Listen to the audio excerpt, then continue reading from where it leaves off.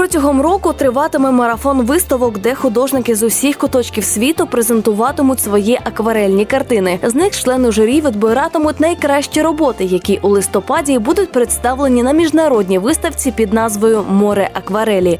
На сьогоднішній день ми присутні на виставці, де відібрані роботи одеситів на ту майбутню велику виставку бієнале всеукраїнську міжнародну «Море акварелі». Кожна картина на виставці має свою історію створення. Ось так написала свою картину під назвою «Відлига» Лариса Дем'янишина. Коли недавно впав такий красивий сніг і почав таяти, я дивилася, це настільки красиво було, ці вже перші такі весняні розливи на небі. За словами художниці, творити надихає саме життя у всіх його проявах. І краса навколишнього світу, і гарна поезія, і гарна музика, і спілкування з цікавими людьми. Тобто саме життя, воно і дає поштовх. Кожна робота неповторна. Митці творили на різноманітну тематику – портрети, натюрморти, пейзажі. Вимога лише одна – писати акварельною фарбою. Акварель – це дуже складна техніка живопису, техніки письма.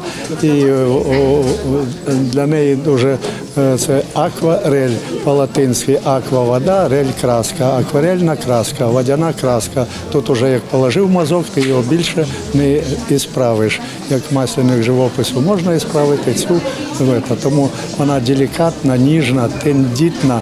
Робота Анатолія також представлена на виставці. Подорожувавши у Карпатах, він побачив бабусю, яка вишивала килим. Вона сиділа, я робив маленькі такі набросочки, вона то посміхалася, то позірувала художнику. І я потім з нею зробив побільше роботу на цю виставку.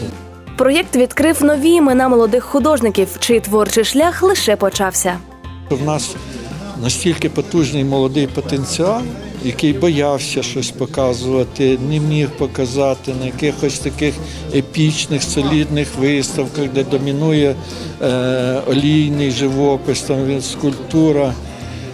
Ми підняли такий пласт талановитих митців, студентів.